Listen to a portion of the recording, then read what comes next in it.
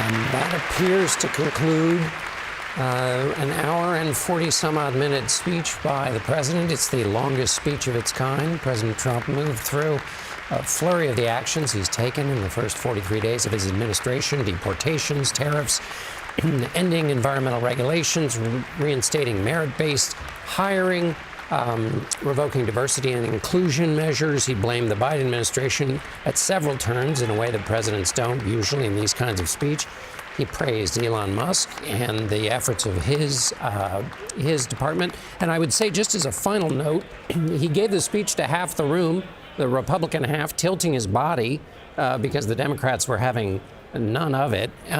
But as a final note, I'd note that while voters say that lowering prices is their key issue, it was arguably the thing that got him elected, he spent very little of the speech on that, and indeed, he devoted more direct attention and detail to the issue, to transgender issues, than he did to lowering consumer prices. Right you are, John. Couple thoughts here. How'd you like to be Elissa Slotkin tonight? The Michigan senator is set to give the Democratic response. She's been waiting, I'm going to guess, impatiently, because she's going to go next, and it's going to be late and fewer people will see it.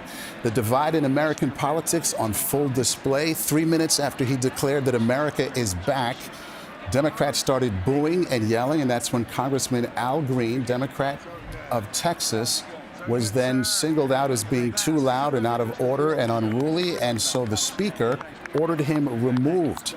Just an unbelievable moment. I mean, you remember when Obama was speaking back in '08, and back then the congressman from South Carolina, Joe Wilson yelled out, "You lie," and we were all shocked by that. Tonight, Trump kept going, didn't miss a beat, and continued to list his laundry list of accomplishments.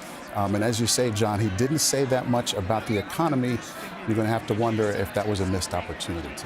Face the Nation moderator Margaret Brennan is here. Margaret. Well, John and Maurice, this really felt like a campaign rally speech, more slogan than substantive policy, even down to referring to Joe Biden as the worst president in history. You were very diplomatic, John, when you said words that you don't often hear in these chambers like that.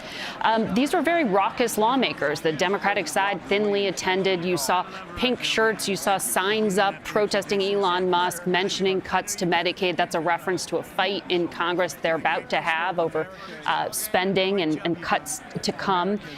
He also, in his speech, the president did ask on the economic front American farmers to bear with him, a reference there to the tariff fight that may escalate with China, Canada, and Mexico.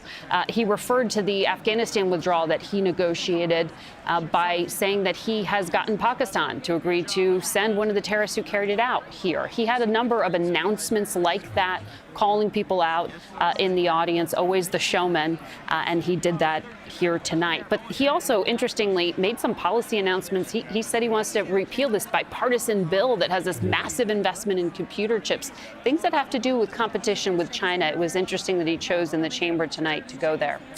Wondering what it was like on the floor tonight. Scott MacFarlane, you are there. Give us a peek, Scott.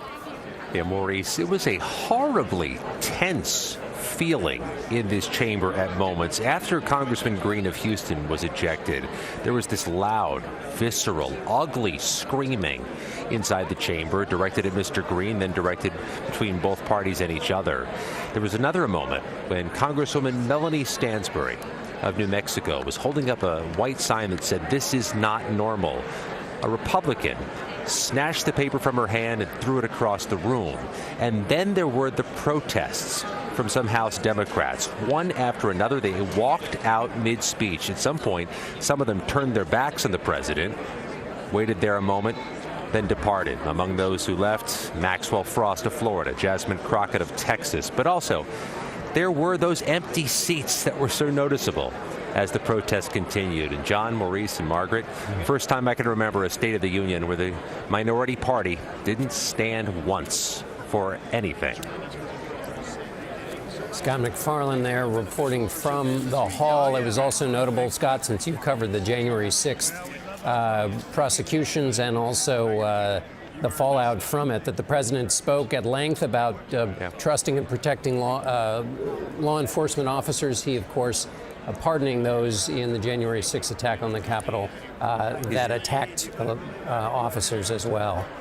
He's about to walk out the door that those rioters tried to enter January 6, 2021. He's about to walk out that very door. The president mentioned his predecessor a lot during the congressional address, and Weijia Jiang is at the White House. Weijia, this was as much of a campaign speech as you can have in that, or at least as we've ever seen in that venue. Yeah, there were so many points, John, where he sounded like candidate Trump and not President Trump. It's one thing to lay the blame on the Biden administration to explain why we are in this situation with the economy. His advisors have been saying we've only been here for 6 weeks.